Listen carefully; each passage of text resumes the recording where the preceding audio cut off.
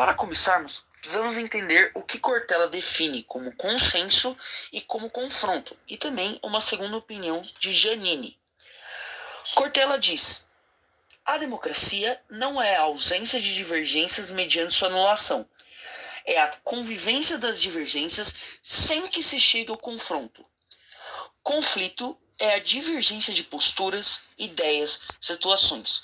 Confronto é a tentativa de anular o outro. Já Giannini, que está ao lado de Cortella, diz que o consenso se daria quando, em vez de uma votação, conseguimos aproximar os pontos de vista diferentes, chegando talvez à unanimidade. Ou quando fazemos concessões de um lado e de outro até chegarmos a uma posição mais próxima. Cortella também fala: podemos ser veementes na defesa de nossos pontos de vista, mas é difícil caminhar sem a colaboração de gente que pensa de modo distinto do nosso. É um erro nossos políticos pensarem que, se ganharem, levarão tudo. Penso que um dos futuros para a política estará em sair do sistema em que o lado vitorioso exclui da liderança política todos os derrotados.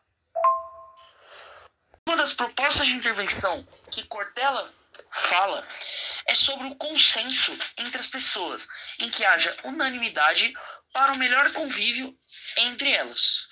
Um exemplo que podemos dar sobre confronto e consenso tem a ver com a mega operação do BOPE feita no Rio de Janeiro nessa semana. Um ato político e social foi levado à Câmara dos Deputados em SP quando um pedido de minuto de silêncio por mortes em operação no Rio vira bate-boca, em que um lado, feito pela Luna Zaratini do PT, fez solicitação de homenagem aos mortos.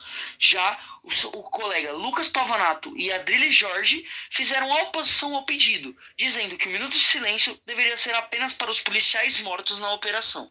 Cortella explica que o consenso X, o confronto, pode ser sim feito pela filosofia, em que a diferença é vital para a evolução.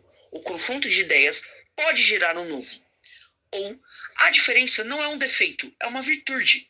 Temos que aprender a lidar com ela e não eliminá-la. Assim percebemos que o que aconteceu na Câmara foi um confronto de visões que falhou em buscar um consenso mínimo de humanidade. Cortella também pensa que entender que a divergência não o torna o outro inimigo a ser aniquilado, mas o parceiro na construção do país. A divergência deve servir como um propósito maior, não a uma destruição. Podemos entender que a política é o espaço de um confronto, mas exige o consenso para ser funcional. O que ocorreu na Câmara pode mostrar como a fragilidade na política em construir o consenso. A missão não é calar esse dissenso, mas elevá-lo. O que queremos deixar é que o verdadeiro exercício democrático está na nossa capacidade de confrontar ideias sem confrontar pessoas. O passo para isso era mostrarmos às pessoas que a política pode sim ser debatida e democratizada por meio da empatia e não de bate-bocas fúteis, mas sim da comprovação de ideias, dos relatos apontados na política e tanto quanto o bate-boca de uma forma amigável e respeitosa, o que mostra como as pessoas podem evoluir e trazer para isso um país melhor. Outra coisa que Cortella diz é que o direito do indivíduo não é anulado pela presença do poder do Estado. O exemplo que ele dá é: se o indivíduo bebe, não teria o problema, mas se o indivíduo bebe e começa a dirigir e mata alguém, e isso se torna um âmbito coletivo. O mesmo que se dá na contextualização são as eleições, que podemos presenciar em 2022 o grande embate que tivemos no Brasil, para o lado do Lula e o lado do Bolsonaro, onde o que cada indivíduo fez trouxe uma ação coletiva na votação dos maiores. Para fecharmos, as diferenças são vitais para a evolução, tanto de ideias, tanto como pessoas. Aprendendo a lidar com elas, e assim devemos nos unir para propagar o bem público e não individual, confrontando ideias e não pessoas.